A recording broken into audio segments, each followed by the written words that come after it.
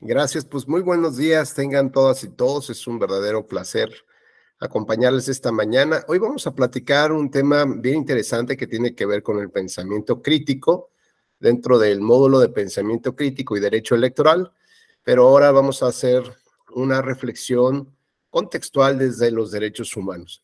Agradezco profundamente a la Escuela Judicial Electoral la invitación, igualmente a su directora, la doctora Gabriela Rubalcaba, igualmente un saludo para el magistrado presidente del Tribunal Electoral, el magistrado Reyes Rodríguez Mondragón, al magistrado Felipe Lamata Pizaña y al conjunto de magistrados y magistradas que integran las distintas salas del tribunal. Me da mucho gusto ir saludando a quienes muy gentilmente ya están iniciando sus cámaras. Héctor Javier Perdomo, muy buenos días, ¿cómo estás? Yael Manuel, buenos días. Buen día, doctor. Buenos días. Y bueno, pues igual iremos saludando a todos los que gentilmente van prendiendo sus cámaras. Bueno, pues decíamos que vamos a platicar sobre el pensamiento crítico y los derechos humanos. Entonces, de entrada, bueno, pues hay que entender que el pensamiento crítico nos lleva a hacer un conjunto de reflexiones sobre la base, digamos, de la toma de decisiones, de justificaciones, para tratar de entender de otra manera el mundo, ¿no? Es decir, no aceptar todas las, digamos, todas las afirmaciones que ordinariamente van transcurriendo en nuestra vida, sino que tenemos que ir avanzando con un espíritu crítico. No se trata de descalificar todo, sino simplemente cuestionar digamos, las distintas afirmaciones que se van gestionando, que se van presentando en nuestras vidas. Así, por ejemplo, bueno, el derecho requiere de un espíritu crítico para poder entender la norma de una manera diferente, igualmente las resoluciones o la propia jurisprudencia. Tratar de entender que hay otras maneras de llegar a otro tipo de resultados y que en la medida en la que podamos favorecer el cumplimiento de objetivos, finalidades, principios o valores que están establecidos en la Constitución o en la Convención Americana, es decir, desde el enfoque del artículo primero de la Constitución, desde los derechos humanos, entonces, bueno, vamos intentando acercarnos un poco más a un entendimiento cada vez mucho más integral, más completo, más complejo también, de lo que corresponde a los derechos humanos. Y como ustedes saben, bueno, pues los derechos humanos no tienen fecha de caducidad, no se requiere una norma para que nos lo reconozcan, porque son derechos que tenemos solamente por el hecho de ser personas. Y lo cierto es que si por alguna razón ahora que están tan de moda las afirmaciones sobre la invasión extraterrestre, ¿no? Creo que ayer iba a ser el día de la invasión.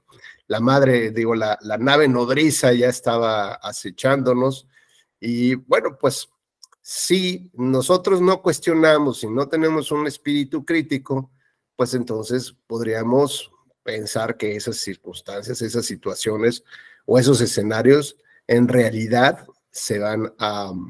pueden generarse, ¿no? Entonces creo que todos en esta parte de los extraterrestres y de los aliens y las abducciones, bueno, tenemos un pensamiento crítico respecto de las cosas y no nos dejamos llevar tan fácil. Digo, hay quien finalmente piensa que es una manera de desviar la atención de las personas hacia otro tipo de problemas mucho más complejos que no se quieren enfrentar o que no se quieren ver. Es decir, no se trata de a lo mejor establecer lo que hoy en día se conoce como fake news sobre esos problemas reales, ¿no? Sino más bien es tratar de generar una posverdad. Y la posverdad implica un cambio en la narrativa de los temas que estamos hablando.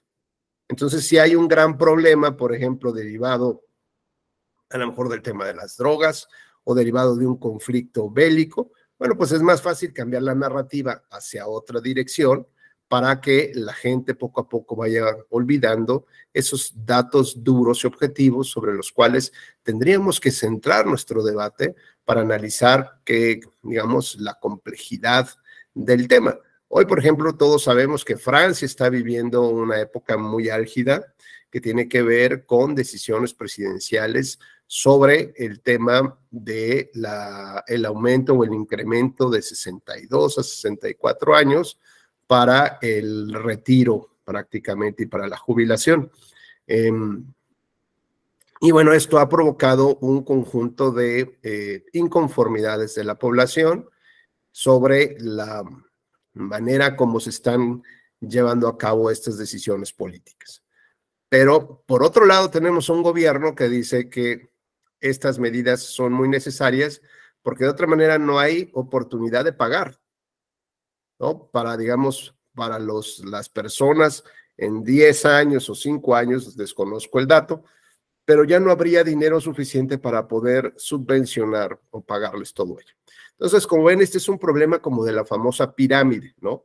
Los que están en la parte de arriba, pues son los que finalmente terminaron ganando, pero digamos que la parte media o baja es la que ahora se está colocando en la parte de la cúspide, del vértice, pero nada más que es un mundo, y ahora ya no alcanza ese dinero y no se han provocado los recursos necesarios para poder financiar justamente a esas generaciones que a su vez fueron las que financiaron a generaciones anteriores.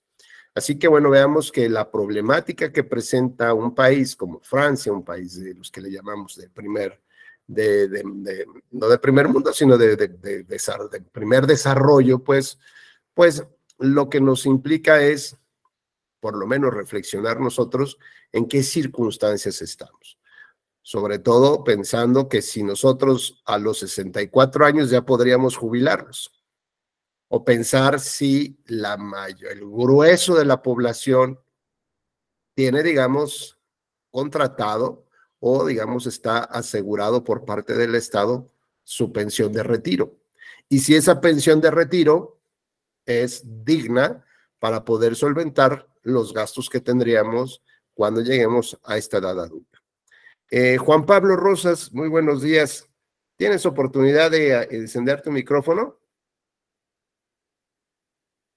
Gracias, Juan Pablo. ¿Tú qué piensas de este tema del retiro digno, cuando hablamos de la dignidad humana? ¿A qué edad reconsideras que sea óptimo que ya dejemos de que las nuevas generaciones se encarguen de nosotros? Pues desde luego que lo que más bueno, primero que nada, buenos días, doctor. Buenos días. Lo que más nos gustaría, desde luego, es que, pues, se acortara el tiempo, fuera menos el tiempo, ¿no? O a una edad más temprana el poder retirarse y, pues, de manera digna, desde luego que es algo intrínseco, ¿no? A la naturaleza humana, que lo primero que buscamos es vivir de esa forma, ¿no? Dignamente. Es lo primero, yo creo que una de las primeras aspiraciones en la vida del ser humano y algo que tutelan los derechos humanos, considero, ¿no? La dignidad humana. Y bueno, desde aquí viene, yo creo que el gobierno de Francia lo está viendo desde la perspectiva de lo que más conviene, ¿no? Por el tema del dinero que alcance para todas las personas. Oye, Juan Pablo, en México, ¿te acuerdas más o menos a qué edad se presenta el retiro? A los 65 años, creo, doctor. No recuerdo porque se ha estado moviendo. De acuerdo. Sí, bueno, lo interesante aquí es más o menos cuáles son las... Sí, adelante. En algunos empleos es cuando cumplen años de trabajo, ¿no? Los 30 años, por ejemplo. Me parece que el servicio militar es a los 25 años. En algunos lo que suceda primero, ya se les dan esa opción, los 30 años o la edad cumplida. O el retiro voluntario, ¿verdad? Aquí te entregan una cantidad de dinero y olvídate ya por parte del Estado, ¿no? Es decir, que con esa cantidad que te retiras puede ser en apariencia suficiente como para poder abrir un negocito, como para poder ya provocarte tus propios recursos. Es decir, quitarle esa carga al Estado para que no tenga que estar pagando, digamos, ni tampoco el tema de la seguridad social, ni tampoco, digamos, las aportaciones mensuales para poder subvencionar. El tema aquí que me gustaría que volviéramos a platicar, Juan Pablo, justo que te señalas el tema de la dignidad.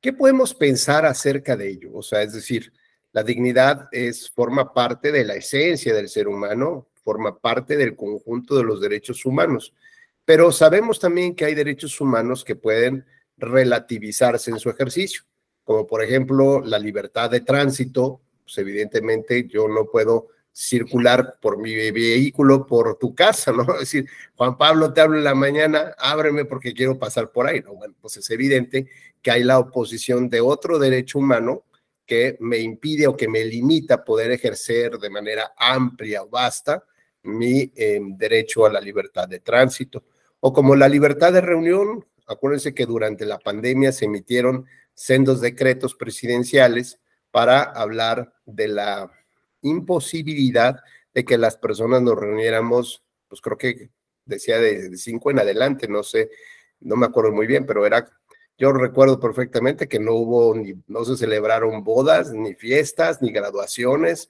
durante esos 2 años de pandemia. Pero bueno, pues era claro que el interés general o el interés común también forma parte de este conjunto de limitaciones para el ejercicio de los derechos humanos. O bien cuando el Estado establece ciertas acciones que son acordes con, digamos, con valores y fines legítimos, como podría ser un decreto o la reforma a una ley que establezca que a partir del próximo año las mujeres de los 16 a los 52 años tienen que hacer servicio militar obligatorio. Y durante 2 años.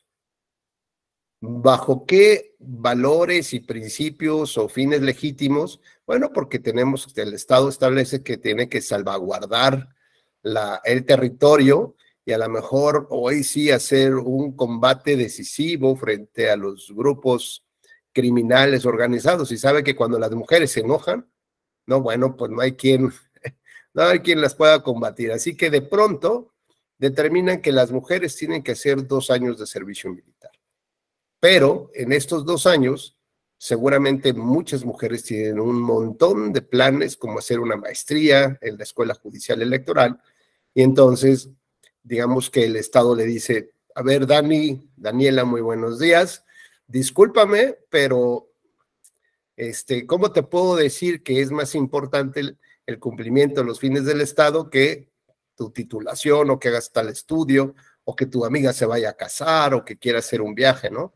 Y entonces nos recuerdan un poco estas imágenes de un grupo musical coreano que se llama BTS, no sé si alguno lo habrá escuchado. Bueno, pues este grupo coreano suspendió sus giras durante 2 años por hacer el servicio militar. Entonces estamos hablando que BTS, ¿no? Pues tiene, digamos, está de este tamaño, con ciertos millones de euros, de dólares, y nuestras actividades personales, ¿no? Bueno, pues es que quiero hacer la maestría de la EGE, o quiero hacer el doctorado en la UNAM, o quiero dedicarme a tocar en cafés, ¿no? Tengo un grupo musical y quiero, a ver, y el Estado te vuelve a decir, Dani, a ver, espérame, BTS y tus sueños, o sea, date cuenta de quién estamos hablando.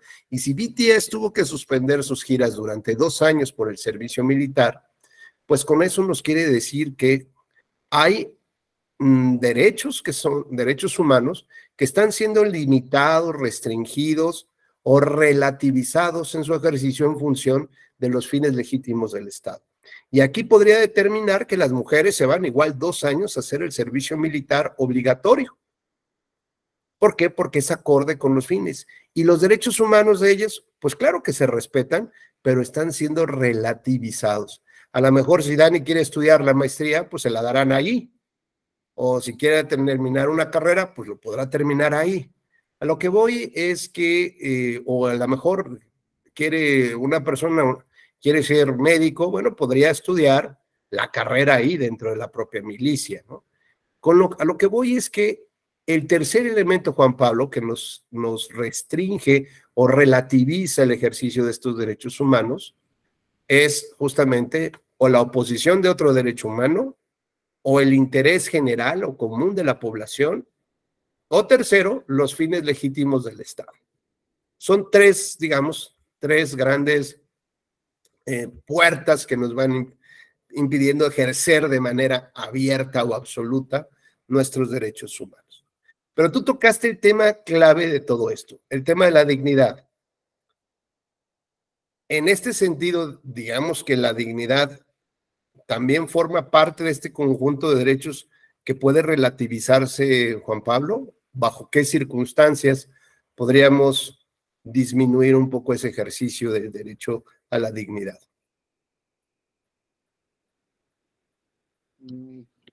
A ver si entendí bien, doctor. Si la dignidad también se puede relativizar, ¿verdad?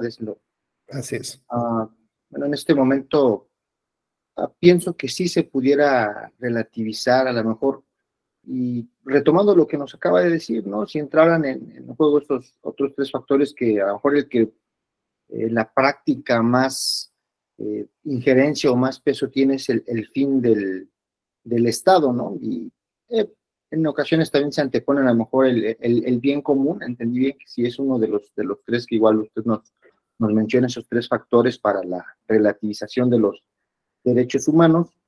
Y pues, por ejemplo, preponderar, ¿no? A lo mejor desde mi punto de vista o de una manera subjetiva, yo considero que tal acción o tal forma de ir para mí es indigna, pero, perdón, doctor, es que se está pausando no sé si solamente sea mi conexión. ¿Sí me escucha doctor? ¿Sí? Ok. Bueno. ¿De qué manera se pudiera relativizar la dignidad humana? A lo mejor algo que yo considero que para mí es indigno, a lo mejor para el fin del Estado no lo es. Eso es lo que se me ocurre de momento. Oye, Juan Pablo, pero eso, perdón, pero eso nos llevaría a suponer que, por ejemplo, la libertad de expresión para ti es una cosa y para el Estado es otra. Y eso sí no podemos permitirlo, porque los derechos humanos son universales, son oponibles frente al gobierno, y el gobierno está en la obligación de maximizarlos. Es decir, tenemos un piso mínimo de lo que tú y yo consideramos que debe ser la libertad de expresión, y no puede ser menos que eso. ¿De acuerdo? Entonces, digamos, en lo que sí nos podríamos poner tú y yo de acuerdo es cómo lo incrementamos, hasta dónde, pero siempre tenemos que partir del piso mínimo. Esto, bueno, vamos a generar un par de dinámicas para ver justamente un poco este tema de la dignidad. Yael, Manuel, ¿estás por ahí que puedas encender tu micrófono, por favor? Sí, doctor, dígame. Yael, muy buenos días. Oye, Yael, imagínate que estás tú a cargo de una unidad de investigación de actos terroristas y tienes todo tu equipo, y resulta que te acaban de mandar un mensaje y te dicen que ya tienen detenido a una persona que cuentan, o sea, no hay la menor duda que cuenta con información del peor atentado terrorista que esta civilización haya visto o va a ver, ¿no? Y pues aparentemente la información que tiene tu equipo, pues es una gran destrucción, ¿no? Por supuesto que esa persona no lo va a hacer, pero tiene información. Tú como jefe de esta unidad, ¿a qué tipo de tortura estarías dispuesto o qué tipo de acciones estarías dispuesto a que cometiera o que realizara tu equipo para poder obtener la información? Porque ya le ofrecieron de todo, hasta el paraíso terrenal, y no quiso. ¿Qué haríamos? ¿Con qué parte del cuerpo empezamos? ¿Se valen toques eléctricos, el tehuacanazo, no sé, ¿cómo se llama? Abrirle, hacerle algunas heridas y echarle, ¿cómo se llama? Polvo de taquis fuego para que le arda, ¿no? ¿A qué estarías dispuesto, mi querido Yael Manuel? Pues creo que tiene muchos matices la pregunta que nos hace, doctor, bueno, que me hace. Habría que valorar unas circunstancias, es decir, si se lleva a cabo el daño que pretende esta persona, se van a afectar muchas vidas, pero para evitarlo tendría que afectar yo una en específico, ¿no? A lo mejor ese test de proporcionalidad que hace la autoridad jurisdiccional de qué bien jurídico tutelado es de mayor importancia. Probablemente tendría que respetar el derecho a la vida humana, a la dignidad de esta persona también y buscar... ¿Y ahora qué vamos a hacer, Yael? Estamos en tus manos. A lo mejor buscar otras personas, otros medios, no caer en la tortura con esta persona, pero buscar otras herramientas, otros medios con otras personas a lo mejor cercanas a él, pero siempre respetar. No, bueno, Yael, ya contigo ya nos llevó el...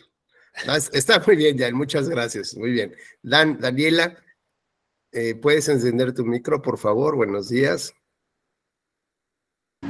Sí, doctor, buenos días. Gracias, Dani. Oye, imagínate que, bueno, pues tú estás ahora a cargo de digamos, de un desarrollo turístico como nunca antes visto en México. Las Vegas se va a quedar así chiquitita, ¿no? Es unas playas y no sé cuántas cosas maravillas. Y tú eres la encargada de esto.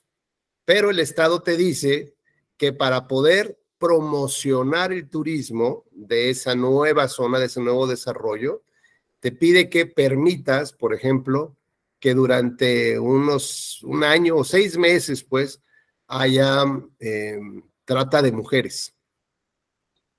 Damas es un ratito, Dani, para poder, imagínate, desarrollar esa comunidad, al país le va a ir de maravilla, pero tendríamos que permitir pues, la trata de mujeres durante un año o 6 meses, pues. Esto ya sabes, como que emociona ahí en las redes, ¿no? Y pues ya con eso seguramente va a ser todo el despegue de este nuevo promocional y así también podemos ponerlo subliminalmente, ¿no? En la publicidad, no que diga así, trata de mujeres, ¿no? Pero ahí ya sabes que los mexicanos somos muy creativos para eso. ¿Cómo ves, Dani? ¿Sí te la avientas o no? Pues definitivamente no, porque como ya lo hablábamos de la dignidad, pues estaríamos afectando a esas mujeres. O sea, que de plano no, o sea, otra vez sumidos ahí esperando las remesas. Dani, tuviste la oportunidad de hacer este desarrollo. Bueno, gracias, Dani, muy gentil. De Héctor nada. Javier Perdomo. Sí, doctor. Buenos Hola, días. Héctor, buenos días. Oye, pues imagínate que tú también tienes ahí encargada la publicidad de o el desarrollo de una nueva tecnología para tenis, de estos deportivos, Nike, Adidas, ¿no? Y encontraron hacer la basecita ahí de la suela. Y vas a ver el boom que va a arrancar, ¿no? Para fin de año. Todos los deportistas van a querer eso porque casi vas a volar con esta tecnología. Pero para poder desarrollarla o para poder implementarla, pues necesitamos contratar un par de vagones de chinitas ahí que vienen de migrantes, ¿no? Y meterlas ahí en una casa, pues porque hay que abaratar los costos, ¿no? ¿Sabes? O sea, no podemos competir. Bueno, Adidas ya la quiere sacar también, entonces nosotros tenemos que abaratar los costos, pero para eso necesitamos pues por lo menos unas 500 migrantes asiáticas, pero no puedes darle seguridad social ni que puedan, o sea, ahí guardadas, nada más es de aquí a diciembre, Héctor. Ahí van a tener a sus hijos, sus necesidades, ahí van a comer. Es como la concentración de la selección mexicana. Bueno, ahí contraviene un fin, por otro, ¿no? Que realmente no tendría cabida en nuestra realidad contemporánea, porque realmente, aunque los tenis fueran a volar, fueran lo más preciado en este momento comercialmente hablando, pues estaríamos violentando derechos humanos de unas personas para lograr estos fines que yo creo que no tendría sustento. Oye, Héctor, pero bueno, a ver. Te me estás poniendo muy filósofo. ¿Cuántas marcas de ropa sí lo hacen? ¿Te acuerdas que antes cuando, bueno, pues tú eres muy joven, pero probablemente también te tocó ver que en las tiendas comerciales, bueno, en los escaparates, había 4 temporadas de ropa, ¿no? Básicamente. Y ahora cada temporada es semana por semana. Y se abaratan los costos de la ropa con el ánimo de que pues se puedas estrenar, ¿no? Y ya pasas a los 15 días por el mismo centro comercial, la misma tienda, y ya el maniquí tiene otra ropa, tiene otro modelo, hay otra gorrita, y pues te anima como decir, pues está baratón, ¿no? O sea, sí le pego. ¿Y cuánto me va a durar la ropa? No, pues me va a durar un par de meses. Y resulta que a la semana ya están compitiendo con la otra y la otra y la otra. Y cuando te das cuenta dónde está fabricada la ropa, pues todas te ponen Taiwán o te ponen así como que algún lugar, Indonesia. ¿Y por qué crees? ¿Porque ahí se trabaja mejor? Bueno, pero yo creo que las políticas laborales en esos países no están completamente desarrolladas o a la par de muchas otras naciones. Correcto, y sobre todo, pues que aunque sea por unos centavos, pero digamos, las empresas que logran traer estos grandes contratos internacionales, dice Manuel, pues sí, mano de obra muy barata.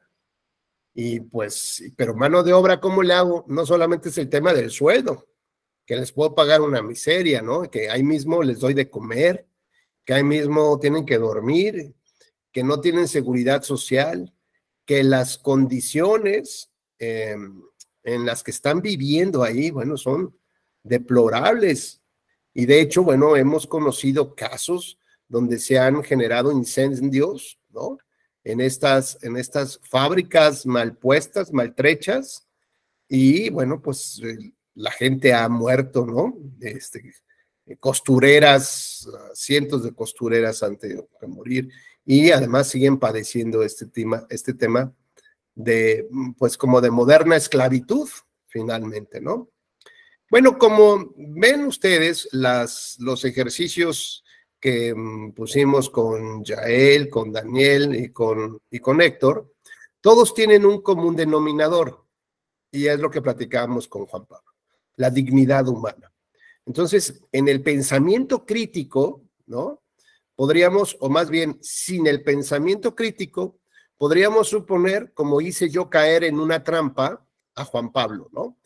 Decir, bueno, si mi parámetro natural es que los derechos humanos tienen, digamos, la posibilidad de no ejercerse de manera absoluta, como lo establece la Corte Interamericana de Derechos Humanos y también nuestra Corte Mexicana.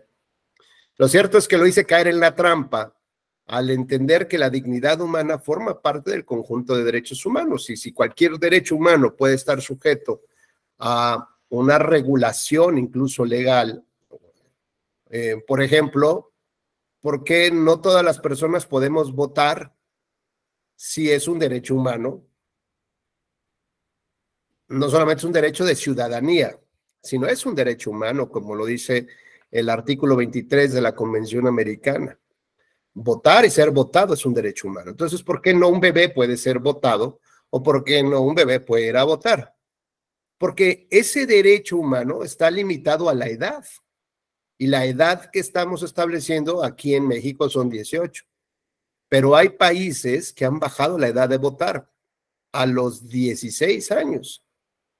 ¿Y por qué lo hacen? Bueno, porque también entienden que hay una madurez, no solamente por el tema de la edad, sino que particularmente en esos países, los chavos desde los 16 años probablemente ya están viviendo una vida independiente a la de sus padres, o por lo menos ya están, digamos, en esta etapa donde los papás les ponen sus maletas, les dicen, ya a los 18, o sea, yo ya, adiós, compadre, que te vaya bien. Y tú dices, ay, pero papá, si apenas tengo 28, ¿cómo me quieres correr de la casa? ¿Qué voy a hacer, no? No, aquí, para que entiendan de qué se trata el mundo, ¿no?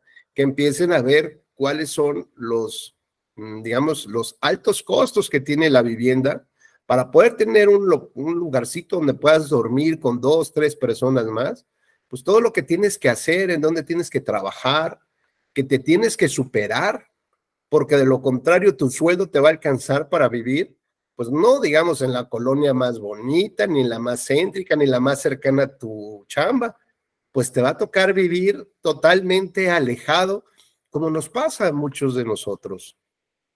Entonces, a partir de los 16 años, los papás empiezan ya a, digamos, a enseñarles el proceso de la vida independiente. ¿Cuánto cuesta? Pues un plomero, ¿no? Para la fuga. ¿Cuánto te cuesta tu súper de la semana? ¿Cuánto te cuesta pagar tus impuestos? Porque además es ese tema, ¿no? Si quieres tener telefonía, si tienes que pagar, por ejemplo, mi hija me decía apenas que está estudiando en Alemania, me decía que ella tenía que pagar un impuesto por tener televisión, pero no tengo televisión y donde estoy rentando no tienen televisión. Pero no importa, como se dio de alta el municipio, pues todas las personas que vienen a vivir tienen que pagar un impuesto por el servicio de la televisión abierta y 50 euritos tuvo que pagar. Entonces, veamos cómo desde estas edades, pues se van, digamos, se van educando también en el ejercicio de una ciudadanía correcta en términos de las disposiciones administrativas o disposiciones legales o gubernamentales. Entonces, cuando nosotros vemos que este conjunto de derechos humanos sí se puede relativizar en su ejercicio, porque entra en funcionamiento alguno otro que, como decía Héctor, puede ser mayor, ¿no? O decía también ya Manuel, ¿no? Pues, ¿qué tanto puedes beneficiar a otros? Es decir, en esas frases vamos encontrando dos concepciones de la filosofía que nos ayudan también a entendernos mejor y entender el mundo y generar reflexión también. Una de ellas nos dice Yael, bueno, lo que pasa es que mientras yo beneficie a más, probablemente ponga en una balanza el costo de las vidas, muchas, a una sola vida. Y la verdad es que le costaba trabajo un poco decidir ahí en el tema, ¿no? Al final, su valoración crítica fue que una vida, digamos, tenía el mismo valor que 50 vidas. Pero no siempre encontramos este conjunto de reflexiones a menos que no generemos este pensamiento crítico y podernos irnos por la fácil, claro. Mientras provoque más felicidad o menos daño a las personas, pues basta con que lastime a uno y ya con eso, ¿no? O sea, uno va. Por uno no vamos a pagar todos. Y es más, si yo lo someto a una decisión popular, seguramente puedo tener muchas voces que sin pensamiento crítico van a gritar, ¡crucifícalo! ¡Crucifícalo! Bueno, pues eso podría suceder, ¿no? Sin ese pensamiento crítico. Y esta filosofía del utilitarismo nos haría entonces reflexionar un poco, digamos, sobre las críticas que desde hace más de 100 años se van formulando a este tipo de decisiones sustentadas en el utilitarismo, en provocar mayores beneficios. O sea, puedes asumir una medida cuando tienes un balance y hay mayores beneficios y menores perjuicios. Entonces alguien por ahí criticó esta filosofía y dijo, lo que pasa que esto es como muy efímero, ¿no? O sea, ¿de cuántas personas estamos hablando? ¿De cuál cantidad de placer, de felicidad o de perjuicio? Entonces no hay como un balance justificable. Posteriormente ya vinieron algunos defensores de esta filosofía y entonces dijeron, no, aquí lo que se trata es de que se respeten los derechos individuales. Porque si hablamos de los derechos de las mayorías, pues seguramente cuando la mayoría llegue al gobierno, pues no va a hacerle caso a las minorías. A pesar de que alguna vez fue minoría y a pesar de que alguna vez fue oposición, pero hoy es gobierno, pues tendría que gobernar también en favor de esas minorías para permitirles, como en su caso, que también puedan formar oposición y que como oposición también puedan llegar al poder. Entonces, cuando vamos entendiendo que lo que tenemos que hacer es reflexionar, darle vuelta, digamos, al objeto y analizarlo desde distintas ópticas o con distintos filtros de lentes, entonces podemos darnos dar un mayor entendimiento, no solamente a los derechos humanos, sino a las reglas que derivan de los derechos humanos. Y bajo este conjunto de reglas me permitiría entonces entender cómo puedo regular ahora el derecho a votar o ser votado, la libertad de expresión, o cómo resolver un conflicto cuando está entre la libertad de expresión del periodista y el derecho a la imagen del candidato, el derecho al honor. Y él me diría, no, pues es que obviamente uno pesa más que el otro. Yo diría, no, ninguno pesa más, todos tienen el mismo peso. Lo que cambia un poco en la dinámica es la manera como ejercitas ese derecho. ¿Esto qué tiene que ver? Bueno, pues que el derecho a la imagen, el derecho a la honra, el derecho al buen nombre que tenemos todos nosotros los que estamos aquí en este foro, es del mismo tamaño que la libertad de expresión del periodista. Esto es, si el periodista quiere dañar nuestra imagen, pues entonces nos parecería claro que como ciudadanía, en ejercicio de estos derechos humanos, podemos exigirle al Estado, ¿no?, que vuelque todo su aparato estatal para protegernos.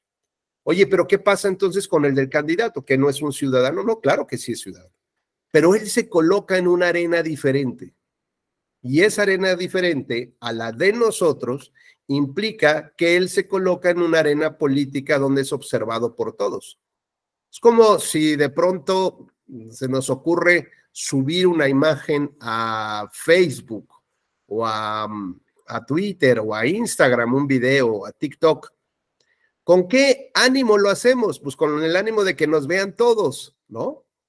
Y por lo tanto vamos a sufrir seguramente de críticas o de comentarios a esa imagen o ese video que estamos subiendo. Y eso nos puede afectar, por supuesto que sí, pero nosotros nos queremos colocar en esa situación, en la vitrina pública, en el ojo crítico, y además puede ser con una crítica muy ácida, cuestionando incluso algunos temas personales que pudieran ser también, digamos, de conocimiento público. Y lo tenemos, por ejemplo, en el caso ahora de Trump, que se ha señalado, el expresidente de Estados Unidos, que se ha señalado que pagó por el silencio de una persona a cambio de favores sexuales o por haber mantenido una relación, ¿no? Dicen que es una actriz porno. Y el presidente aquí en México dice que era un asunto amoroso. Bueno, pues digamos que de lo privado, pues nadie tendría por qué estarse metiendo, salvo que lo privado se convierta en público. ¿Y en qué momento se está convirtiendo en público? Digo, más allá del chisme. ¿Alguien ha escuchado por qué? De lo privado pasamos a lo público en ese caso.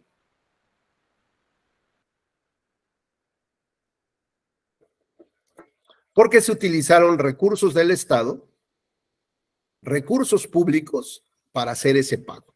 Entonces ahora sí, lo privado se convierte en público y por lo tanto se convierte en una observación que no solamente implica la crítica, sino implica también el establecimiento de procedimientos administrativos sancionatorios o incluso hasta penales. Por ejemplo, puede ser ahora el caso que se anuncia aquí en México de que algunas personas cercanas al gobierno o un grupo muy cercano al gobierno recibió un medicamento que estaba prohibido para su comercialización o para su utilización durante los años de la pandemia por la COVID-19. Mientras en México se murieron más de 700,000 personas, pues había un grupo de personas privilegiado por un medicamento, según dice la prensa, y el famoso hackeo de los correos o de información del ejército. Bueno, ¿en qué momento la salud de una persona, de un funcionario, se vuelve de lo privado, lo pasamos a lo público? Bueno, pues cuando evidentemente hay elementos que afectan la normativa y que afectan también a la colectividad. Pues si hubiera tenido gripa, hubiera tenido un grano, un herpes labial o lo que fuera, ¿no? Pues es un tema que solamente le corresponde a la persona o a su familia en todo caso, ¿no? Y dirían, bueno, ¿y la salud del presidente es algo que se tiene que mantener en lo público, perdón, en lo privado, o tiene que ser público, ¿no? Como decían del presidente, que tenía que haber expuesto ahí cuál es la cirugía a la que se tenía que someter, o los padecimientos físicos. Es un tema de debate, sobre todo por tratándose de la figura que es el presidente. Lo cierto es que todos estos temas que hemos platicado con estos ejercicios y con Juan Pablo, que les agradezco mucho su participación, tienen que ver con el tema de la dignidad.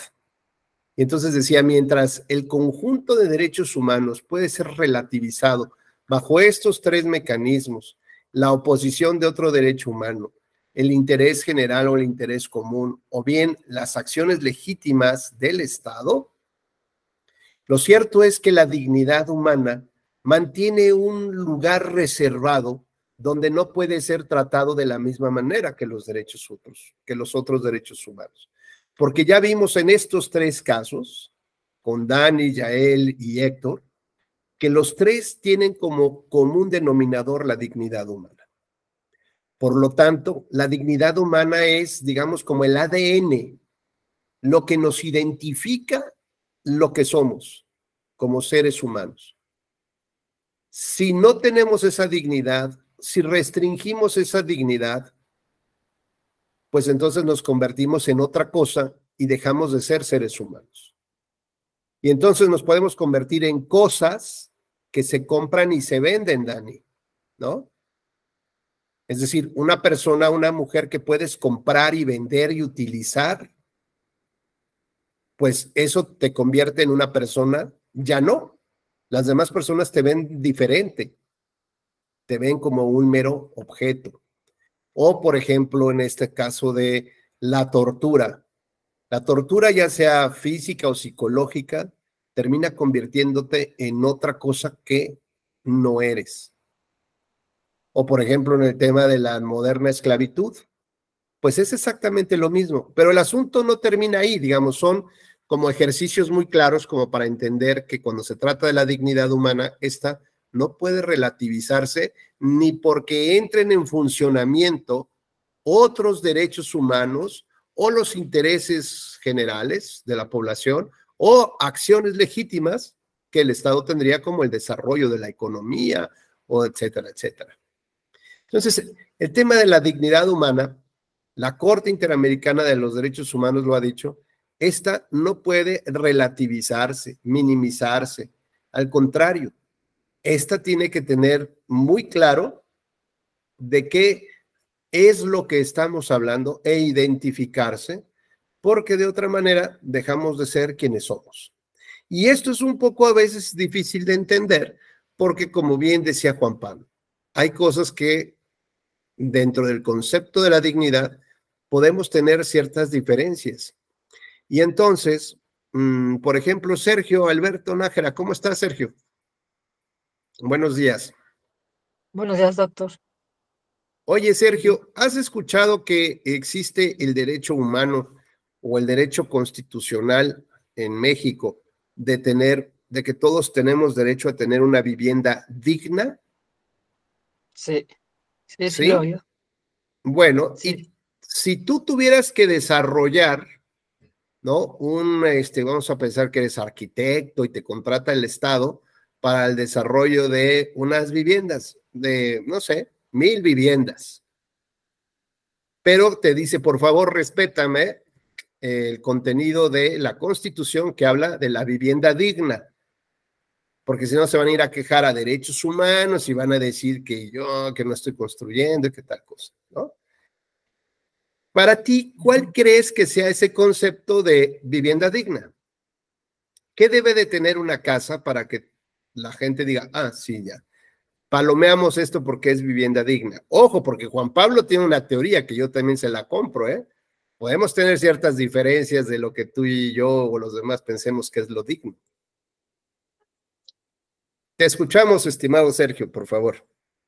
Sí, pues yo pienso que debe ser una casa que cuente con los medios necesarios para ejercer los derechos económicos, sociales y culturales. O sea, Velo describiendo, como qué estás bueno, viendo, visualizando en esa casa. como por ejemplo que tuviera drenaje, Ok, agua potable, ok. Que tuviera espacios de recreación, como por ejemplo por cerca tuviera parques o Ujú. áreas verdes para garantizar el derecho a, ¿Un piso o dos pisos? pues yo digo que uno, o es que no es necesario que sea de dos, no Ok, creo. un piso puede ser. Que tenga tierra o cemento, Este, no el debe piso, temer suelo firme. suelo firme. ¿Así en Ajá. cemento o hay que ponerle mosaico? No en cemento, Cemento. Ok, que sí, tenga baño adentro de la casa o fuera de la casa. dentro. Imagínate 3 de la mañana con estos fríos, tengas que salir ahí, pues no, que estén adentro. Oye, que las paredes estén, que la misma pared de tu casa sea la misma del vecino, o tengan que tener, o estar pegaditas, no importa las paredes, o tiene que haber un espacio de separación entre los muros. Pues lo ideal es que, bueno, yo pienso que lo ideal sería que se respetara un cierto espacio entre los muros, pero pues muchas veces por el poco espacio que hay, no se respeta esto. Imagínate, En un escenario oye, ideal, debería ser. pues es que el escenario ideal son los derechos humanos, ¿no? Es la dignidad.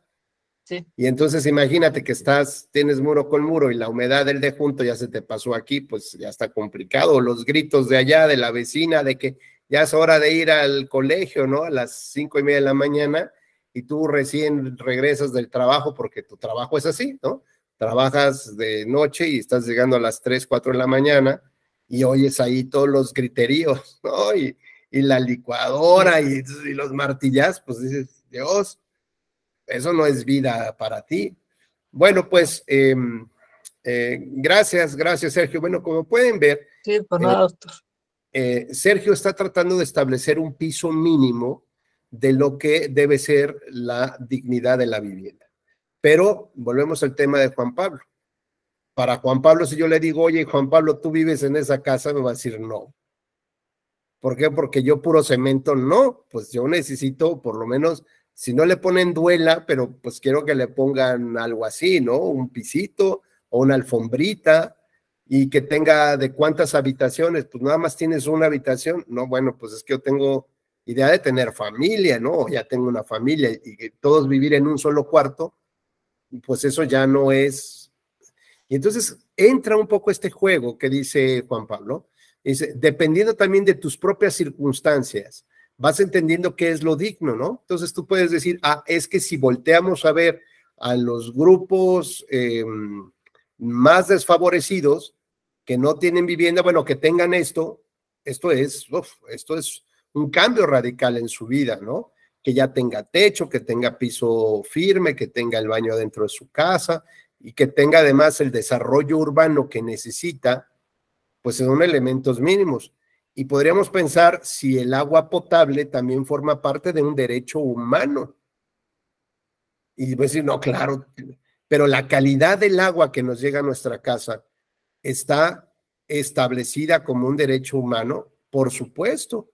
Y de eso tendríamos entonces que establecer cuáles son esos parámetros mínimos de potabilidad y de poco contaminación que requiere el ser humano en términos de los tratados internacionales. Bueno, pues veamos el análisis de cuando se nos acaba el agua y ustedes piden una pipa de agua, la calidad con la que llega esa agua hacia nosotros, o la de la llave normalmente. Como comprenderán ustedes, este concepto de la dignidad humana, pues tampoco a veces nos queda tan claro, pero lo que tenemos que llevar a cabo es un espíritu crítico, un análisis de pensamiento crítico para poder ver si eso es lo que realmente necesitamos, Sergio, ¿no? Como bien dijo su compañero, en un escenario ideal. ¿Y cuál es el escenario ideal? Pues es el de los derechos humanos. ¿Y esto qué significa? Que si no tienes drenaje, que si no tienes vías de acceso, que si no tienes seguridad, que si no tienes transporte público, que si no tienes una zona recreativa cerca, no es una vida digna. Y entonces, cuando tienes esta, digamos, es latente la violación o la restricción o la relativización del tema de la dignidad, puedes acudir a las vías de amparo, por ejemplo, y entonces exigir que la comunidad que se está creando en esta zona que está desarrollando Sergio, adicionalmente tenga un servicio médico, porque a tantos kilómetros hay un consultorio, un hospital, y para las urgencias requiere algo ahí. Y si no hay un servicio médico, si no hay una clínica ahí establecida, entonces esto también afecta mi dignidad humana. Tendría yo que salir 3, 4 de la mañana sin transporte público. Si los taxis no llegan porque no hay calles, ¿cómo puedo llevar a mi paciente a una emergencia? ¿O cómo puedo decir que tengo una vida digna si me la paso en el tráfico de mi casa a la oficina y tengo que salir, ¿no? Tengo que tomar 2 horas de idas y 2 horas de regreso. O sea, de las horas laborables, ¿no? Buena parte la estoy tratando de chambear en el coche, haciendo cosas, en el metro, pero eso no es un tema de vida digna. ¿O cómo es que todos los días salgo a las 9 o 10 de la noche? Porque esa es mi chamba. ¿Cuál es la vida digna que tengo? Si tengo yo derecho a descansar, tengo derecho a vacacionar, tengo derecho, y sobre todo en esta época digital que nos provocó la pandemia, tengo derecho a apagar el celular de mi oficina. Imagina, no sé si les ha pasado que les hablan, ¿por qué tiene usted apagado el teléfono? Oiga, pues son las 11:30 de la noche, ¿no? O son las 10 de la noche, son las 9, pues ya vengo de regreso a mi casa. De lo que quiero es olvidarme. No, pues mándame los oficios o me has quedado de mandar esto. Y antes eso no pasaba y teníamos, digamos, un concepto diferente de lo que es la vida digna. Y hoy, ¿qué podemos decir? ¿Qué nos decimos a nosotros mismos? Pues es que hay que ir sobreviviendo el día a día y esto es lo que hay, ni modo, pues, y así me aguanto. Eso nos está convirtiendo en otra cosa. Estamos dejando de ser seres humanos en su, digamos, en su visión integral. A lo mejor alguien dirá, no, pues así está bien. Pero eso significa entonces que hay ciertos temas que debiéramos desde la ciudadanía relanzar, reflexionar y sobre todo disponer de esos derechos para que el legislador los regule de una mejor manera. Como por ejemplo, a mí no sé si a ustedes les pasó, pero yo he tenido a lo largo de muchos años laborales compañeras que están embarazadas, ¿no? Entonces llegan al trabajo, están embarazadas y les preguntan, oye, ¿y cuándo, para cuándo te vas a ir a descansar a tu casa? Y dicen, no, ya pedí, ¿no? Antes eran 40 días previos al parto y 40 días posteriores al parto. Entonces ya hablé con el jefe y estos 40 días me los va a juntar con los 40 días posteriores al parto. Y como me guardé vacaciones durante 1 año y medio, pues ya también me las van a poner y me las van a acumular. Y entonces llega la pobre amiga, colaboradora, pues ya hasta con las chanclas del marido porque sus zapatos ya no le caben, ¿no?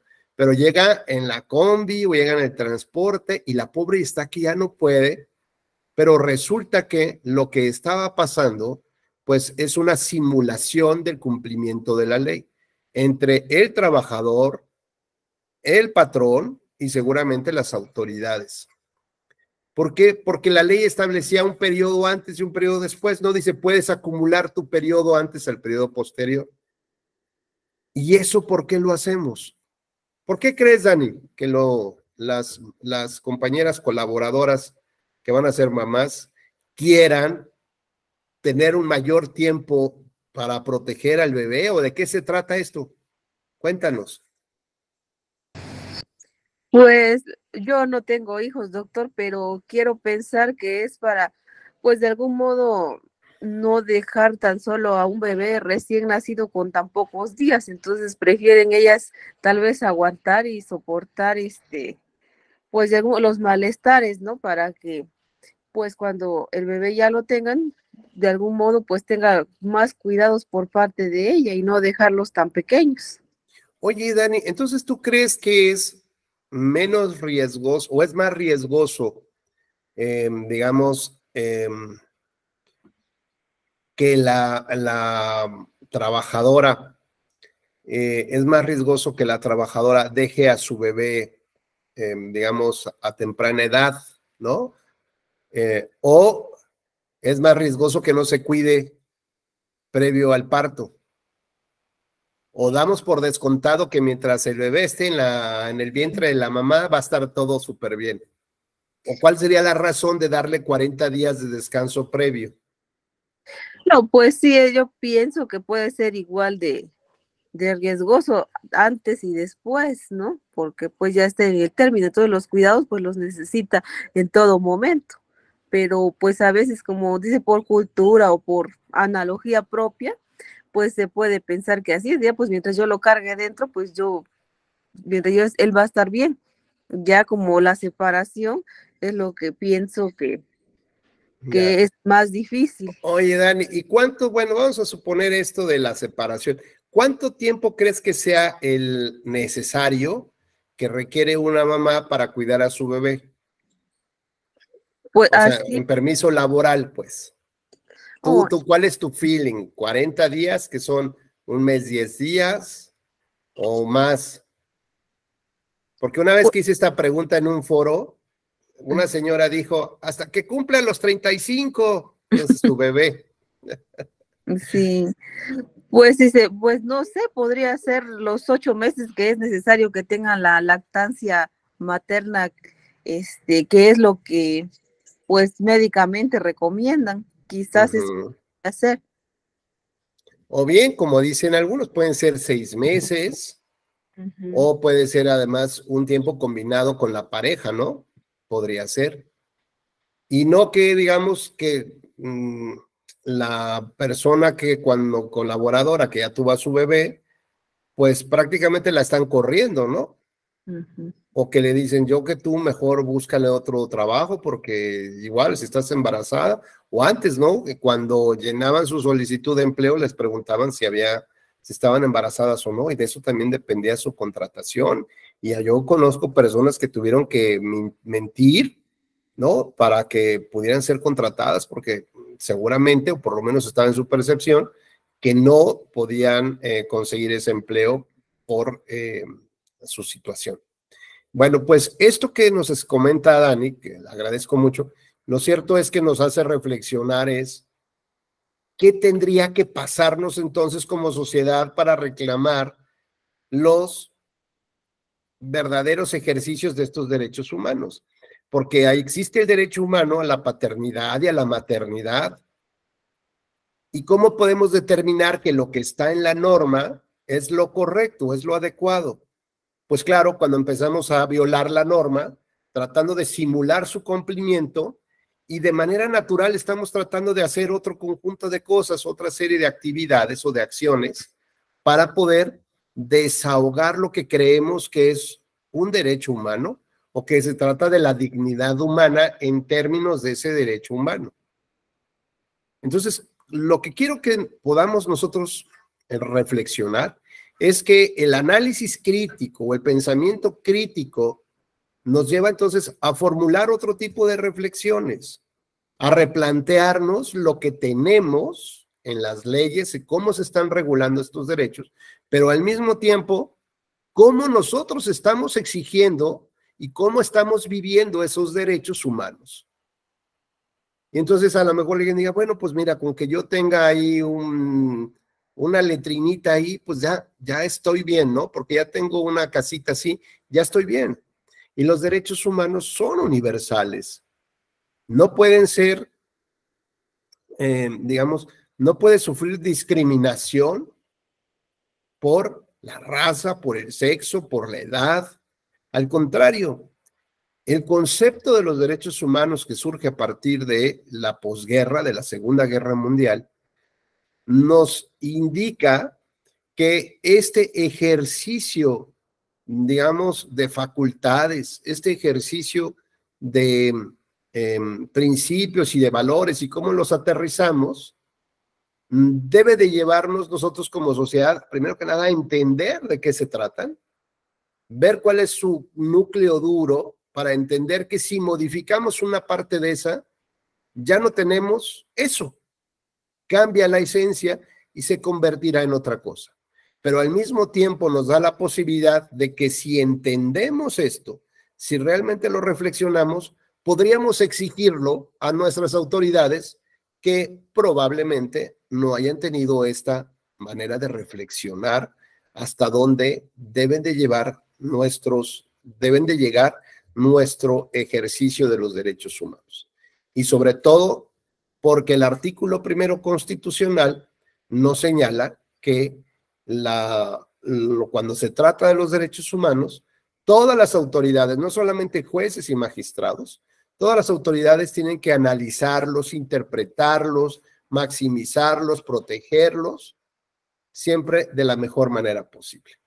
¿Me permiten un segundo? Voy a conectar la compu porque...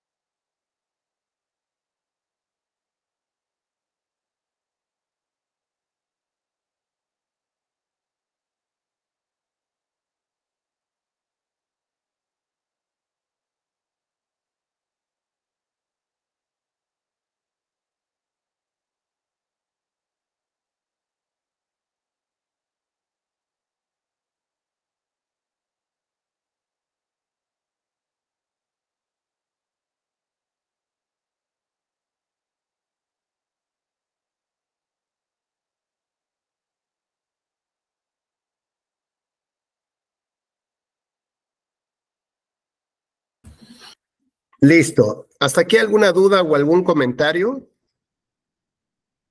¿No? Bueno, vamos a pasar un video.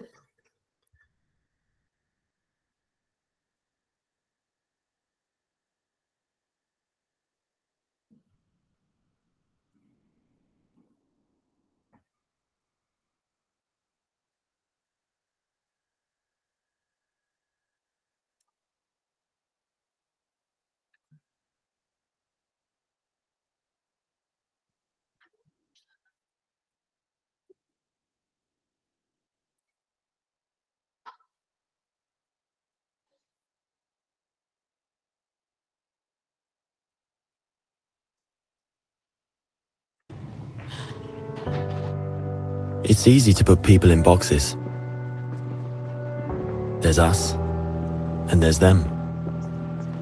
The high earners, and those just getting by. Those we trust, and those we try to avoid. There's the new Danes, and those who've always been here. The people from the countryside, and those who've never seen a cow. The religious, and the self-confident. There are those we share something with, and those we don't share anything with. Velkommen. Jeg kommer til at stille jer nogle spørgsmål i dag. Nogle af dem kan godt være lidt personlige, men jeg håber, I vil svare ærligt på dem. Hvem herinde i rummet var klassens klovn?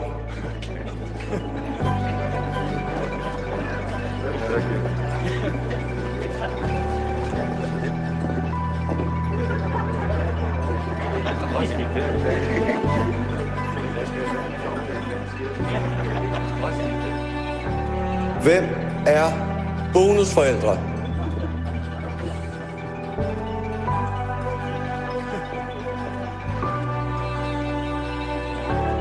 And then suddenly, there's us. We who believe in life after death. We who've seen UFOs. And all of us who love to dance. We who've been bullied.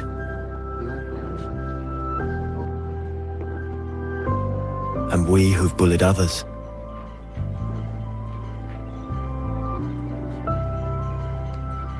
And then there's us, the lucky ones who've had sex this past week. We who are broken-hearted. We who are madly in love. We who feel lonely.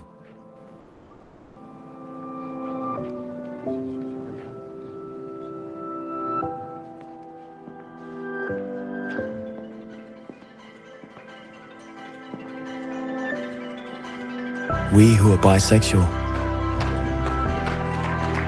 And we who acknowledge the courage of others. We who have found the meaning of life. And we who have saved lives. And then there's all of us who just love Denmark. So maybe there's more that brings us together than we think. TV2 Denmark. All that we share. Muy bien, como dice el video, ¿qué piensan, Juan Castañeda?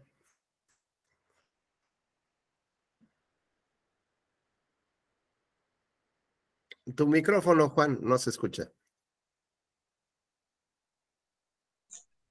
Buenos días, disculpe. Pues yo creo que ese video tenemos, yo creo que hemos pasado por diferentes facetas.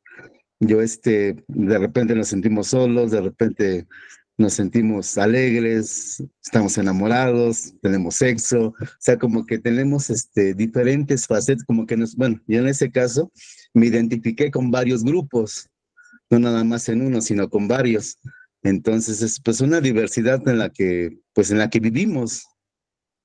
Oye, Juan, ¿y por qué crees que a veces nosotros mismos nos clasificamos en un grupo? Es decir, por ejemplo, si yo llegara a una reunión que no conozco a las personas, probablemente me vaya yo, dependiendo si llevo traje, pues busco a los de traje, o si llevo una bata de doctor, pues busco a los médicos, o como ya soy de barba blanca, pues ya busco a los de 45 para arriba, ¿no? No me voy con el grupo de los chavitos, o las mujeres solamente buscan el grupo de mujeres, ¿no, hombre? ¿Cómo que van? ¿Sí me explico? ¿Qué crees que es lo que haga que nosotros mismos nos autoclasifiquemos en un segmento determinado? Porque yo creo, como usted menciona, a lo mejor si se acerca a personas que son por ejemplo, de mi edad, pues como que nos identificamos más, ¿no? Como que a lo mejor tenemos esa misma perspectiva. O sea, como que me da tal vez un poco de temor, digamos, acercarme con los médicos, porque pues, no sé de medicina, no sé, no podría entrar en un diálogo. Pero, por ejemplo, si un grupo de gente con corbata que son abogados, pues ya me siento con confianza, porque pues sé que puedo interactuar con ellos. Entonces, como que como que nos vamos personalizando, yo diría. Claro, muy bien, muchas gracias, Juan. Y fíjense que lo que también nos deja entrever un poco, Juan, en esta introspección que hace, que le agradezco mucho, es que también estas formas de clasificarnos provienen desde nuestra casa, desde nuestra familia. Dice Roberto, el sentido de pertenencia también, pero a veces nosotros pensamos que estos otros grupos no podríamos formar parte de ellos. Esto es, por ejemplo, si yo voy en jeans, ¿no? Rotos y gorrita y alguna playera ahí deportiva, por ejemplo, porque es mi forma de vestir, ¿saben? O sea, hoy que doy clases, pues vengo así de saquito, pero a lo mejor mi fin de semana, si ustedes me vieran ahí en el centro comercial o paseando, me van a ver con mis jeans, mi gorrita y unas botas, porque pues así soy, ¿no? De fin de semana. Pero si así yo vistiera todos los días y fuera yo a buscar trabajo y veo en un sillón que está una chica con su portafolios, traje sastre y otro cuate, zapatos súper boleaditos y traje, a lo mejor yo no me siento en la confianza para sentarme junto a ellos, ¿saben? Y mejor me quedo paradito. Y ya si veo otros que están más o menos vestidos como yo, pues entonces tal vez hay este sentido de identificación o de pertenencia.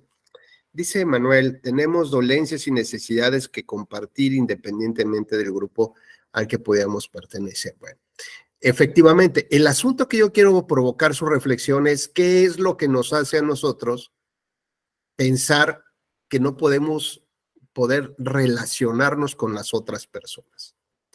Como dice Juan, él se siente identificado con varios de los grupos del video, ¿no? Ojalá sea de donde todos hayan tenido suerte esta semana. Pero cuando nosotros vemos que desde a lo mejor desde nuestra casa o desde nuestra oficina nos dicen es que tú no funcionas para esto, ¿no? O es que tú dedícate nada más a esto, ¿sabes? O sea, te están limitando, te están excluyendo, o tú digas, no, yo no quiero participar en esto porque, no, porque esos son para otras personas. A mí, ¿sabes? Como que te autolimitas, te segregas también de los grupos cuando a lo mejor tenemos más cosas que compartir, Juan, que como abogados, ¿no? A lo mejor podemos compartir como nos muestra el video. Podemos compartir otras cosas que nos hace ser quienes somos como personas y no la profesión que nos desempeñamos. Si se fijan, este video es de quién eres, quién has sido tú durante tu vida, ¿no? Y entonces, bueno, pues eres el que cuida a lo mejor al hijo de otra persona, pero lo quieres probablemente como si fuera tu propio hijo, probablemente. O a lo mejor, como dicen, eres el chistín del colegio. ¿Cuántas risas provocaste y cuántas cosas también, ¿no? Te pasaste de salsa ahí con tus colegas. En fin, eso es lo que nos ha identificado ser quienes somos como tal. Y entonces esto nos lleva nuevamente a preguntarnos, cuando yo formo parte de otros grupos, cuando tengo la posibilidad de quitar los cuadros, los segmentos a los que yo creo solamente pertenecer por mi tipo de piel, por la forma como hablamos, por este sentido de pertenencia que dice nuestro compañero, significa que entonces puedo abrir el concepto de los derechos humanos a otras personas, porque si no, lo único que voy a hacer es ser empático con los que son similares a mí en mi vestimenta, en mi forma de hablar, en mi físico, en mi color de piel, en mi edad. Y eso es otra filosofía política que se llama el comunitarismo. Y por eso es que los estadounidenses en la época de los 40, 50 y 60 veían con cierto desagrado, ¿no?, a un grupo que se estaba tratando de apoderar también de su transporte, de sus restaurantes, de los parques públicos, de las oficinas, y eran los negros. Son personas, fíjense bien, diferentes a nosotros. Aquí no hablamos, con Juan, no hablamos, por ejemplo, de los rubios, de los asiáticos, de los centroamericanos, de los tatuados, que dijeron, no, estos son de la Mara Salvatrucha, yo con esos no tengo nada que ver, ¿no? Con tatuados yo no me junto. O a lo mejor nos juntaríamos como dicen, pues a lo mejor somos morenitos, ¿no? Pero nos juntamos con los blanquitos, porque creemos que pertenecemos a ese grupo del, no sé, fíjense entonces cómo empiezan ciertas ataduras intelectuales para poder decir en dónde debemos de estar nosotros ubicados. Y este sentido de pertenencia e identidad nos es tan fácil de entenderlo como el comunitarismo. Y entonces buscamos la protección del grupo que es muy similar a nosotros. Por lo tanto, hoy se puede cuestionar que las revueltas en Francia, que decíamos al principio de la clase, tengan que ver con un tema del comunitarismo. Esto es un fenómeno que está nuevamente surgiendo en Europa porque la apertura de las fronteras hacia la migración de todos los desplazados del mundo que han llegado a Europa y estas políticas de puertas abiertas, pese a que la población ha tenido que tolerar que estos grupos de pronto de musulmanes pues ya sean como los dueños del voto, ¿no? De las decisiones, pudiera provocar, por ejemplo, que en el Mundial de Fútbol, en la selección francesa, pues veamos el color de la piel de quienes integraban la selección pues ya dejaron de ser los típicos franceses y ahora son todos descendientes de africanos. ¿Y quién toma decisiones, por ejemplo? ¿Quién toma las grandes decisiones del voto en Estados Unidos? El latino. Veamos entonces cómo, de pronto, ¿qué ha pasado, no? ¿Qué ha pasado con la migración para decir que otros vengan acá a México, que vengan médicos cubanos, como, ¿por qué primero nosotros? Primero nuestros médicos, ¿no? ¿Y eso qué significa? Comunitarismo. Y es normal en una población que queremos proteger a los que se parecen a nosotros, que compartimos, ¿no? Ideales, una misma idiosincrasia. Por eso dicen que, Juan Pablo, cuando te encuentras un mexicano en el extranjero, se vuelve tu hermano, ¿no? O sea, son brothers de la vida, ¿no? Nos encontramos en Madrid, otro mexicano, y bueno, somos, o sea, nos invitamos, nos cuidamos, nos protegemos. Ese es ese sentido del comunitarismo. Pero ¿hasta dónde nos lleva el comunitarismo? Nos lleva a los extremos de la política, a las extremas izquierdas y extremas derechas. Es decir, nos aleja de un centro. ¿Y esto qué tiene que ver con los derechos humanos? Por ejemplo, el derecho humano a la migración. ¿Cuáles son estos derechos que tenemos si tuviéramos que cargar en una bolsita nuestra vida y nuestros papeles? Lo que somos, metan ustedes en una cajita de zapatos. ¿Qué se llevarían ustedes si tuvieran que huir del lugar por el crimen organizado, por un desplazamiento natural del territorio? ¿Qué llevarías ahí en esa bolsa? Pues imaginen estas personas que llegan así, con una bolsa y con muchos sueños, pero el Estado tendría que emitir acciones dentro del concepto de derechos humanos, porque eso dice el artículo primero. Todos los que estén en el territorio nacional, independientemente de cómo han llegado, todos los que estén en el territorio nacional tienen el mismo derecho o los mismos derechos que los mexicanos, en tratándose de que son personas. Imaginemos que recibimos, ¿no?, a miles y miles o millones de centroamericanos desplazados, como fue en Venezuela. Todos los desplazados por el régimen actual se fueron la mayor parte a Colombia y empezó a cambiar, digo, además de que son países fronteras, que tienen frontera común, pues, empezó a cambiar un poco la imagen de la fisonomía de la gente, o sea, me refiero de sus costumbres, de sus ideales, de su estilo de hablar, de trabajar, de reír. Y esto lo vemos, por ejemplo, cuando tenemos pequeñas comunidades como la comunidad latina o en Europa, o por ejemplo la comunidad asiática o china en México, o la comunidad, pues buscan el comunitarismo. Y estas medidas comunitaristas, decía, hoy en día tienen una gran aceptación entre los jóvenes que ven que los recursos que provoca el Estado, que provee el Estado, ya no le van a alcanzar. Imaginen Francia ahorita, si el problema es a los 60, por ampliar en 2 años la jubilación, imagínense que en otros 10, 20 años dijeran ya no hay recursos para pagar jubilaciones.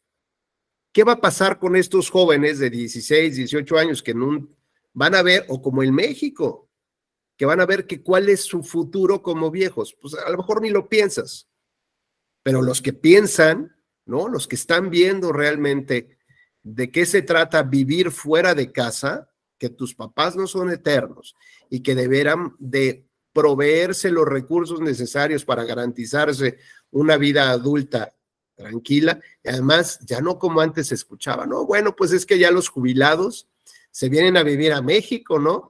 Compran departamentos en Cancún, en Vallarta, se pasan 6 meses allá, 6 meses acá. Bueno, pues eso está padrísimo, ¿no? O como decían de los estadounidenses que compraban sus camiones de estos casas y se iban a recorrer de este a oeste, ¿no? Estados Unidos, ¿no? Y que llegaban hasta México, hasta que, bueno, pues ya les robaron sus camiones y ya no vienen para acá. Pues se entiende que la jubilación estaría muy padre así, ¿no? Y ya poder disfrutar de otro tipo de vida porque ya trabajaste. Bueno, imaginen que estos jóvenes, estas nuevas generaciones, están pensando que ya no va a haber recursos para eso. En consecuencia, están surgiendo estas ideas filosofías del comunitarismo. ¿Para qué? Para que frases como, ¿se acuerdan esta de América para los americanos? Pues hoy está en boga Europa para los europeos. Ni siquiera Italia para los italianos, España, no. Europa para los europeos. Con lo cual, esta es una filosofía política que está imperando en distintos partidos políticos, sobre todo con jóvenes, aumentado por jóvenes, para que se pueda expulsar o ya no se reciban más migrantes, porque los recursos ya se acabaron.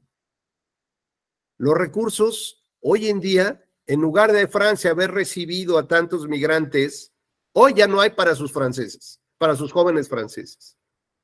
Entonces empieza otra vez esta discusión, esta problemática de que, ok, sí somos muchos, pero nosotros, ¿por qué tenemos que cachar a todos ellos? ¿Por qué no se van a otro país, no? ¿Por qué tendríamos que ser nosotros? ¿Por qué los servicios de salud tendrían que sacrificarse? ¿O la educación? ¿O mi pensión? ¿Por qué tendría que sacrificarse para recibir a otras personas que no son como nosotros? Y entonces nos vamos otra vez complicando con el tema de las fronteras, barreras y decir, pues ya no puedo recibir más, como pasa en la política entre Estados Unidos y México. Ustedes quédense con todos los que quieren venir a Estados Unidos y ya vamos filtrándolos poco a poco, pero ustedes quédense como este país donde puede recibir. ¿Y qué es lo que hacemos entonces? Fortalecer nuestra, digamos, nuestra frontera sur. ¿Para qué? Pues para tratar de impedir que vengan guatemaltecos, hondureños, ¿no? Que vayan hacia otro lado. ¿Por qué? Porque también en México ya no habrá recursos. ¿Qué opinan de esto, compañeras y compañeros? De los derechos de los migrantes. Les escucho, adelante. O a lo mejor no tienen derechos.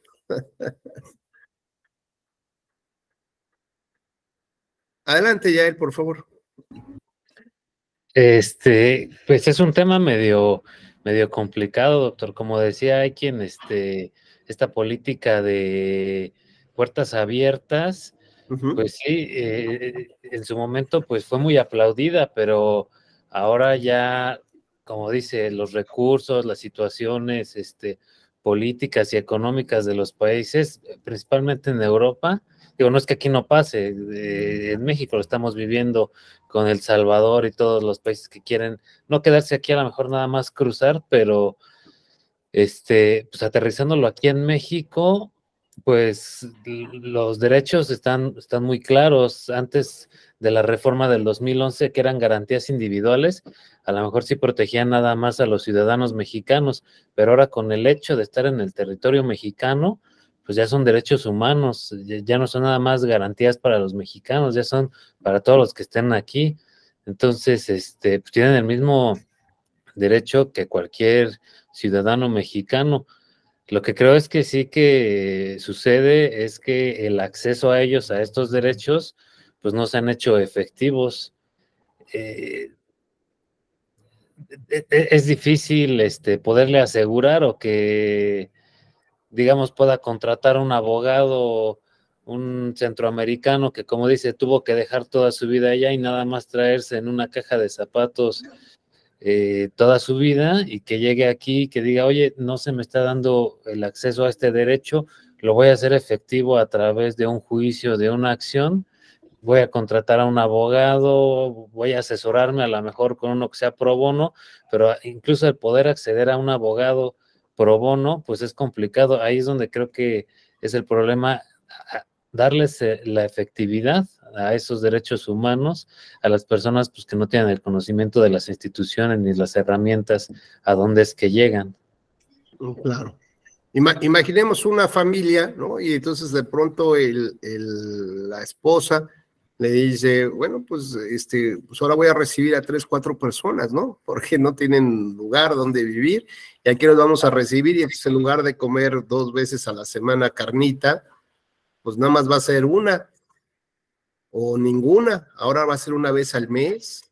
Entonces, y decir, oye, ¿ni se acuerdan de las vacaciones? Pues ya tampoco va a haber vacaciones. Entonces los hijos van a empezar a protestar, decir, bueno, ¿y yo por qué tengo que recibir a este acá, no? Que se está quedando en mi casa y que además me grita y yo ni lo conozco y habla otro idioma y se sienta y se usa mi ropa, y las cosas de beneficios que yo podría tener están siendo limitadas. Bueno, es entendible también desde este punto de vista, pero lo complejo pues es cómo equilibrar todo este conjunto de derechos, como dice Jay, ¿no? Cómo encontrar este punto medio, este equilibrio donde todos podamos seguir conviviendo en santa paz, ¿no? Que lo lógico es que en esos territorios, pues la gente no tenga que salirse de su casa y que solo sean por verdaderas circunstancias, ¿no? Que la gente tenga que migrar. Pero el tema de la migración, bueno, ya es un fenómeno mundial. Bueno, finalmente vamos a comentar, por ejemplo, desde la reflexión de la Corte, Interamericana de Derechos Humanos, esta lámina que les tengo, déjenme presentársela.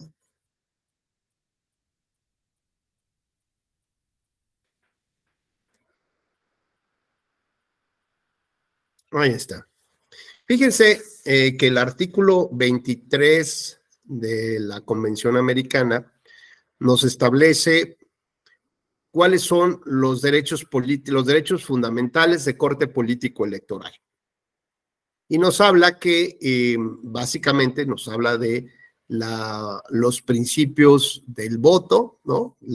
Del sufragio, y nos habla también un poco de la renovación del poder público. Lo cierto es que no habla de este concepto de la democracia representativa, ¿no? Sino como que es muy básico, pero entiende que hay otro conjunto de tratados internacionales, como la Carta Democrática Interamericana, que establece, digamos, los compromisos de los gobiernos soberanos de respetar un estilo de gobierno basado en la democracia representativa, ¿no? De conceptos que tienen que ver con la democracia representativa.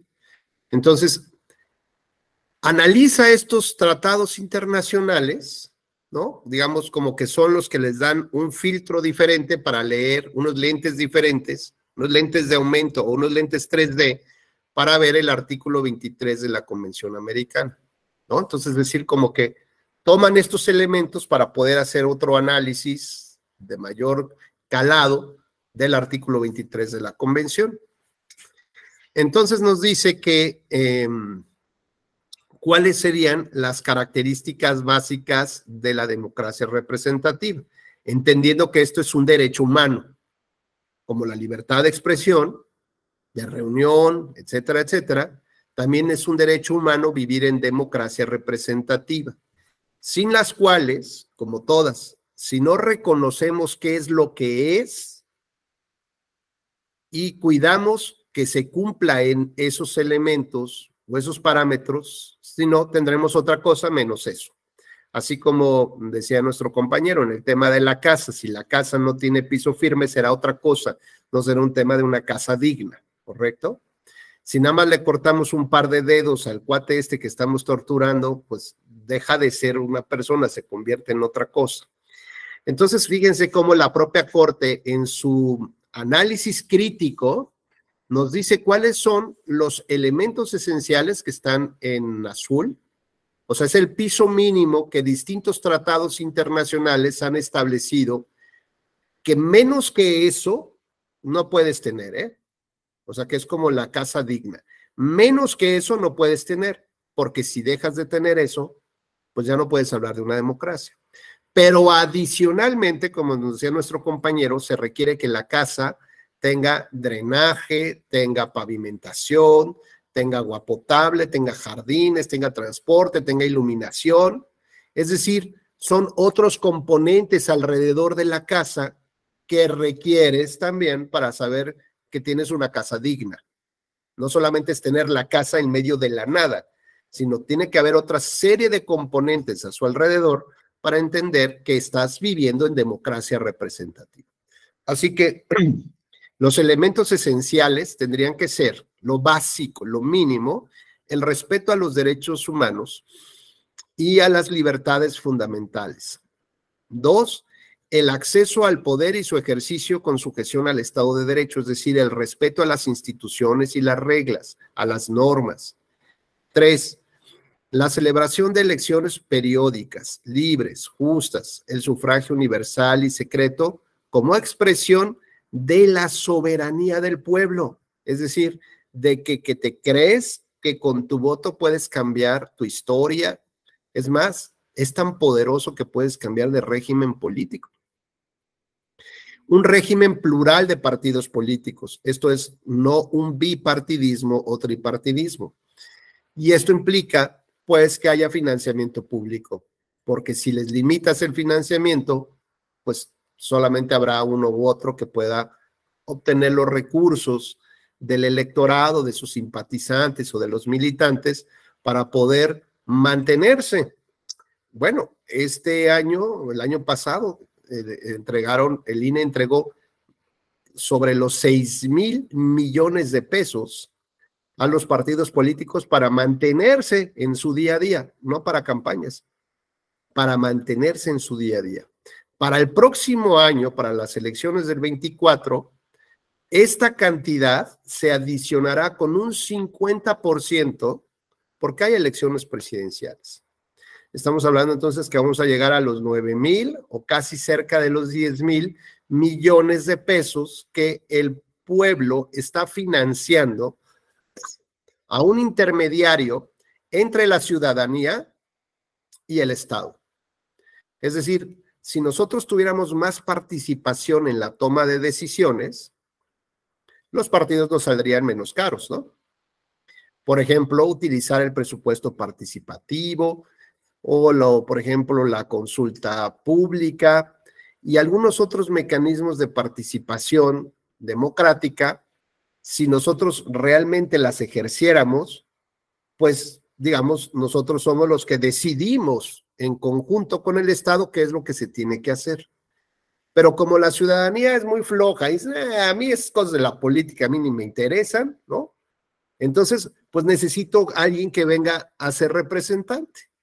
Es como si de pronto decimos en casa, no, yo eso de lavar los trastes, no. No, eso como de echarle agua a las plantas, no, yo tengo otras cosas que hacer, yo no me puedo ocupar de eso. Necesitas entonces a alguien que venga a hacerlo. Pero imagínate que de pronto tu quincena se te va en el pago de esos servicios en tu casa. Y dices, oye, pues estoy pagándole nada más, pues ni modo, me voy a tener que poner a lavar yo el coche los fines de semana, ¿no? o empiezo a hacer cosas porque me sale muy caro. Pues lo mismo le pasa a la ciudadanía. Por no hacerse cargo de cosas, tuvo que contratar, de alguna manera, entre comillas, o pagarle a alguien que sí fuera, digamos, el intermediario entre sociedad y el Estado y toma de decisiones. Nada más que nos está saliendo muy caro, ¿eh? Y además, cuando te das cuenta que la persona que te está ayudando en casa lo está haciendo mal y que hay videoescándalos porque se está robando las cosas de tu casa, ¿no? Pues dices, y ni modo, hay que seguirle pagando, pues no te queda de otra porque yo estoy muy ocupado, ¿no? Bueno, pues lo mismo a veces nos pasa con el tema del sistema de partidos políticos que es sustento de la democracia.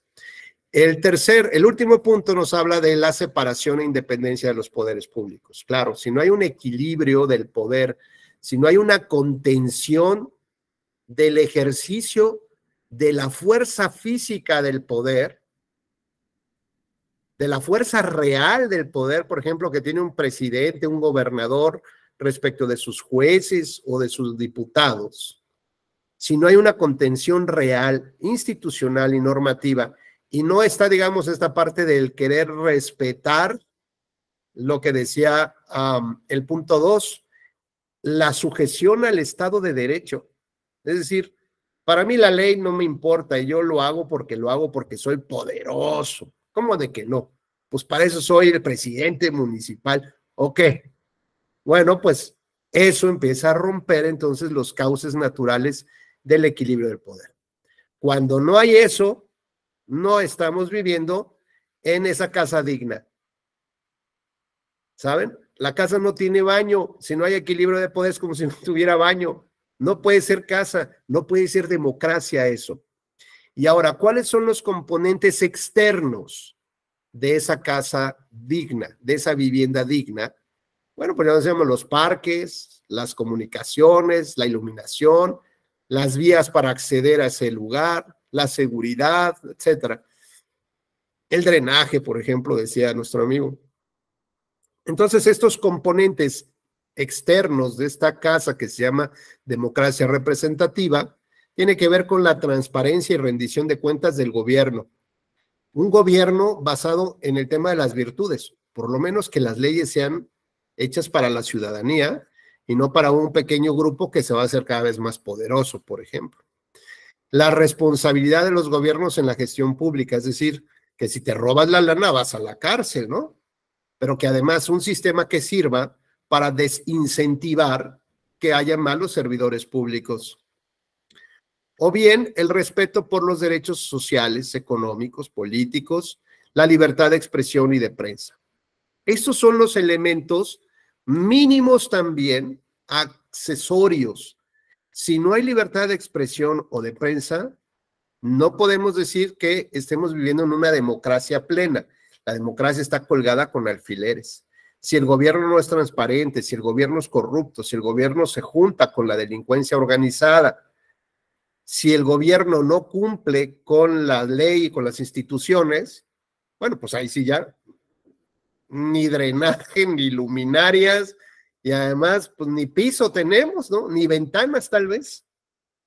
Bueno, pues veamos entonces cómo desde el pensamiento crítico, desde los derechos humanos, podemos entonces ahora entender esta pequeña parte que tiene que ver con uno de los pilares en los que se sustenta todo el ejercicio de los derechos humanos.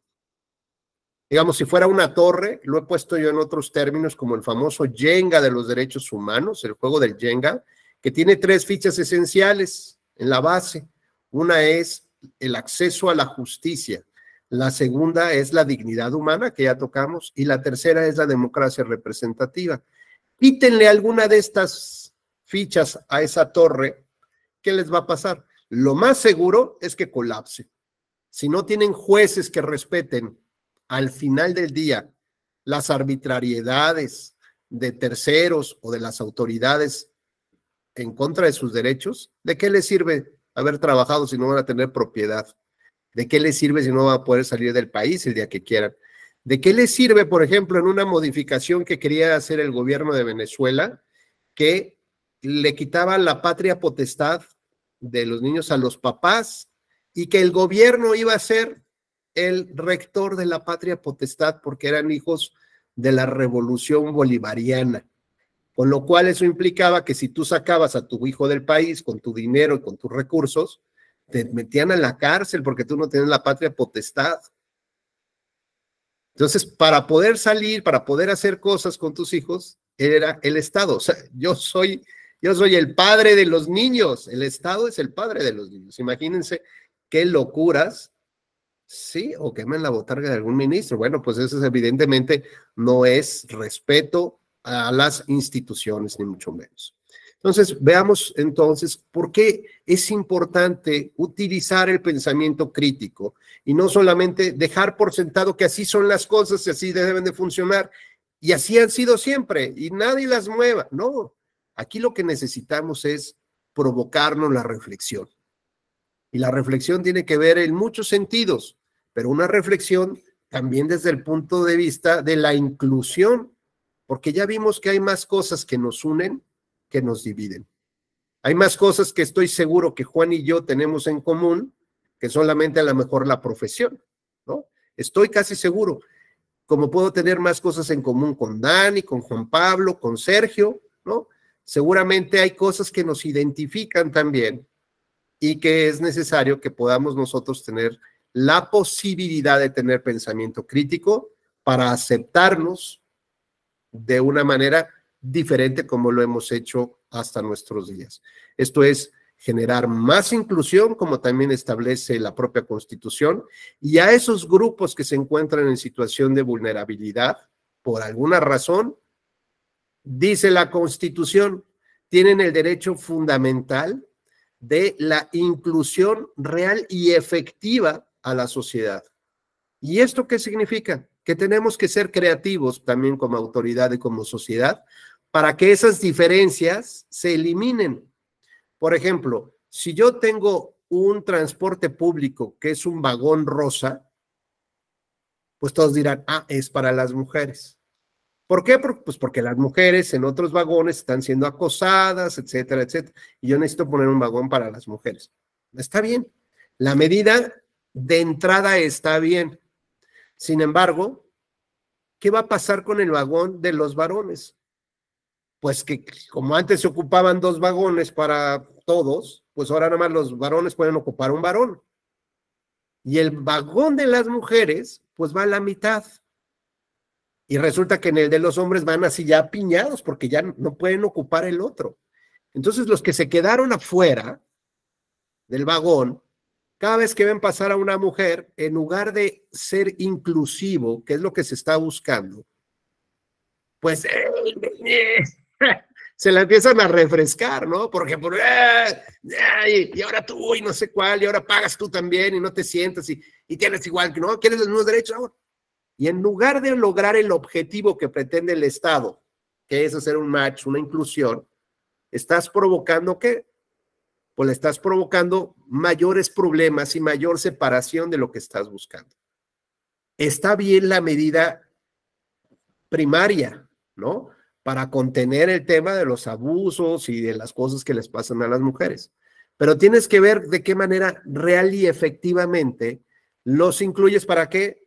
Pues para que sea el mismo vagón para todos, ni siquiera para que haya asientos rosas en el mismo vagón y asientos azules, además por el color, pues bueno, pues, ¿quién dice que los rosas para las nenas, no? Bueno, por otra parte, si tú tienes a una persona que es ciega y quiere ir a votar, pues la ley le establece la posibilidad de que sea auxiliado por alguien más, pero es auxiliado, no es incluirlo real y efectivamente como todos los demás. ¿Qué es lo que tendríamos que hacer para que esa persona no tenga que tener que ir acompañada, que le dijera, mira, no, este es el voto, lo que estás haciendo, tal, o que le cruce? Bueno, pues se crearon las plantillas braille. Entonces esa persona puede saber perfectamente por qué partido votar, ¿no? Dice Manuel, acciones afirmativas, pero no han existido la inclusión. Eso pasa en nuestro país. Bueno, desde el INE y del propio tribunal se han implementado algunas acciones afirmativas, pero en materia político-electoral, pero tendrá que haber muchas otras acciones afirmativas. y estos tienen que estarse valorando de manera constante y permanente para poder incluir de manera correcta y adecuada a las personas. Es decir, que estos impedimentos físicos o estas condiciones de vida no marquen su vida, sino que sean uno más como nosotros, como los que no tenemos esa condición de vida.